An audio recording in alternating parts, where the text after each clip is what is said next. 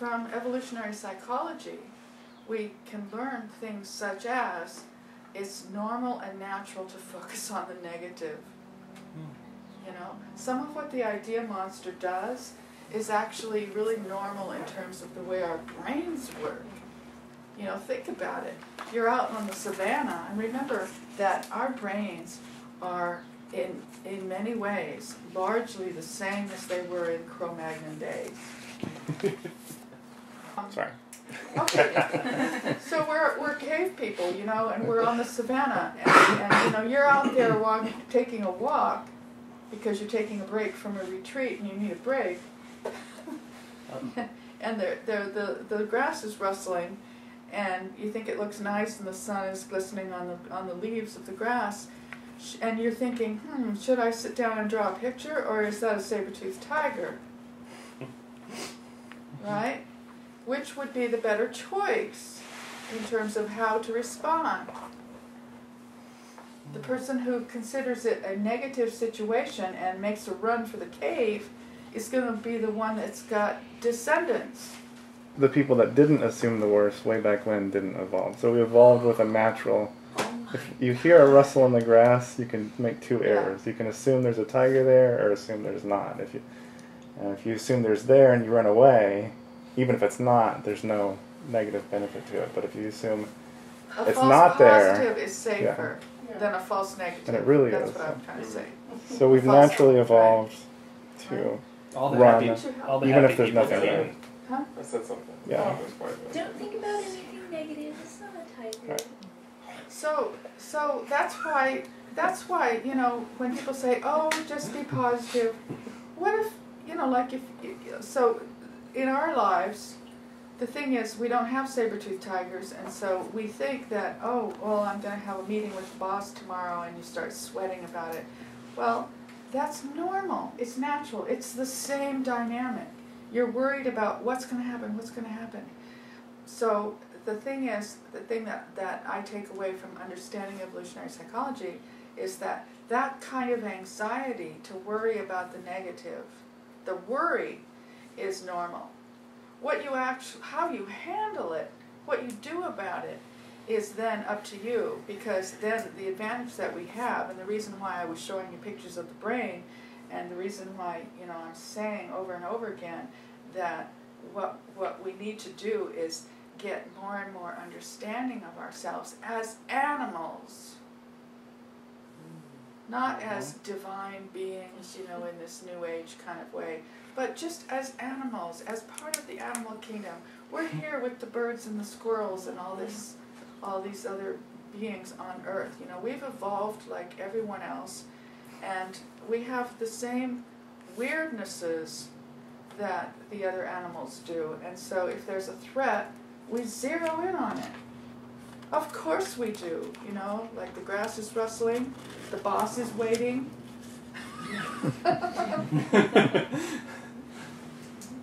We zero in on it.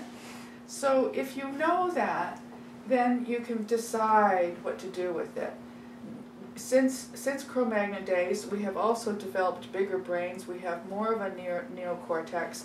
We can then take it to the next level and think about it a little bit and decide, do I want to keep on worrying about this, or do I want to prepare for the meeting and then put it aside and focus on something else, because I have prepared for the meeting and I've pretty much decided what I can do and what I can't do, because it's tomorrow and there's nothing more I can do today, and be rational about it, okay? But if I don't think about it clearly like that, I could just worry and worry and worry. But what I tell people that are worriers, that have a lot of anxiety, is that you're normal. When you picture the worst case scenario, that's what worrying is, right? It's imagination. Congratulations, you have a good imagination. You're worrying about, you're thinking about the future, and you're thinking about the worst case scenario. That right there is a survival mechanism, and guess what? We are wired for survival. We're not wired for happiness. I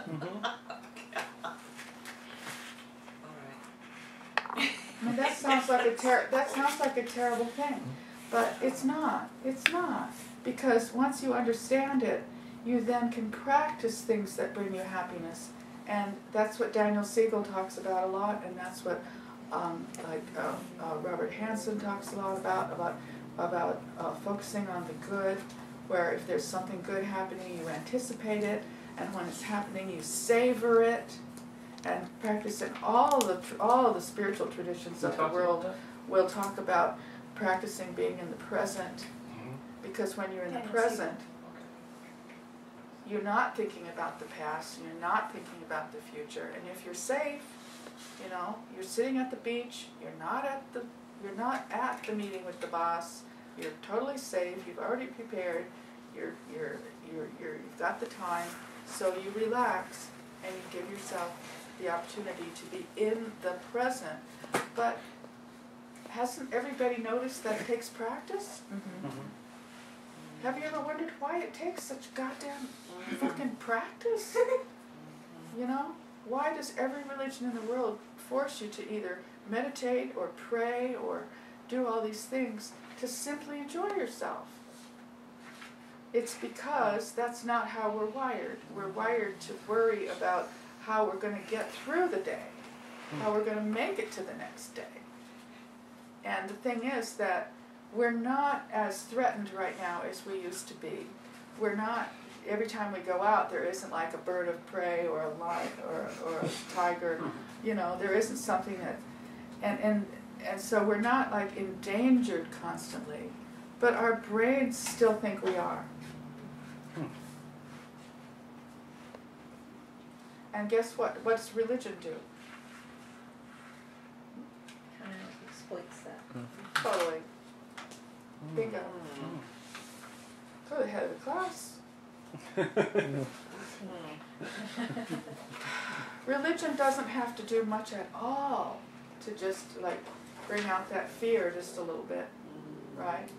And then say, you know, you're a little bit scared about this, a little scared about that. Well, guess what?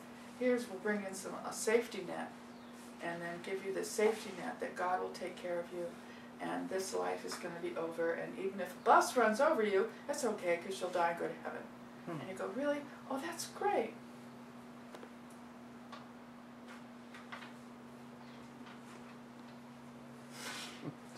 So it's like trying to give you a way to be always afraid and comfortable at the same time. Yeah. Yeah.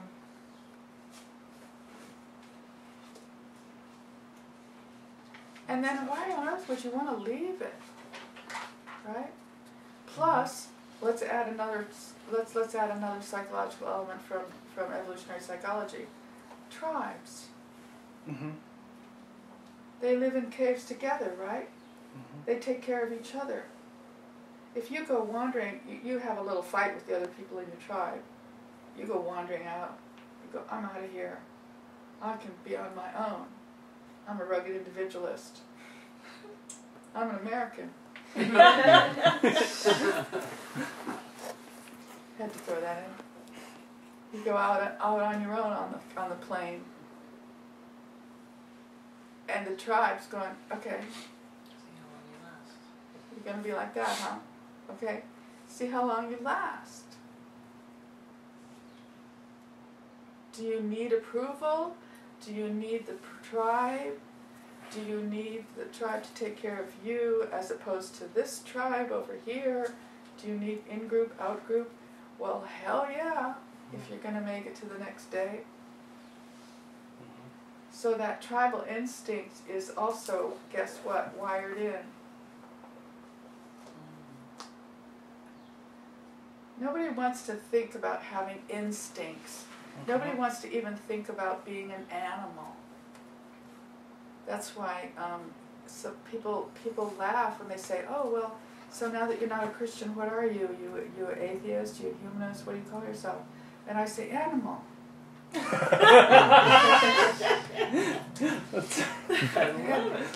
And you know, the big A that they use for atheist, I say it means animal. That's Scarlet awesome. letter. Yeah. And I mean it very seriously, because I also feel like it's not just I'm wired for threat. It's not it's also an incredibly wonderful, joyous thing, you know, like when I see the birds, like there are a lot of amazing things about animals too, obviously. Like they don't really, they are very good at simply enjoying this life too, in the sense that they go about day by day, like you watch out there and the birds are flitting around. They do a lot of lounging, loitering. They're not paying their taxes or anything. Except who was it? You were writing something about a cat paying their taxes. Yeah, cat taxes. Cat taxes, yeah. The thing is that nowadays, in modern life, we've invented so many things to worry about, right?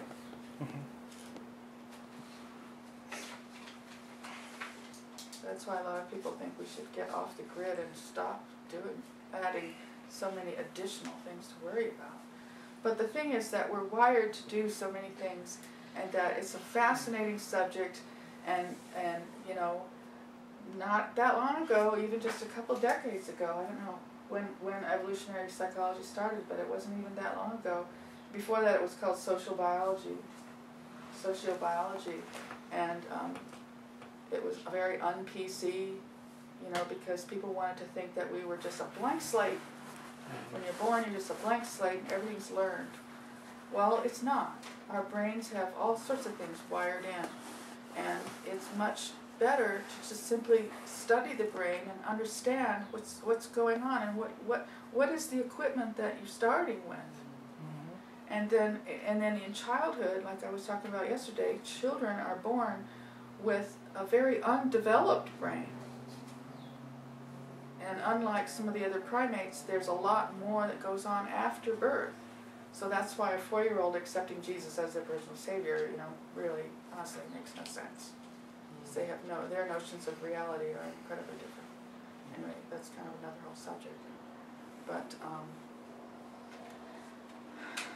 this is my little spiel about being an animal. It's really incredibly enlightening and liberating. I think that it helps us have compassion for ourselves and for other people. You know, and your child.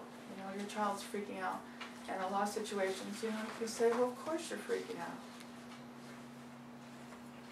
And of course you're trying to do this or that or the other, because there's a certain wiring involved.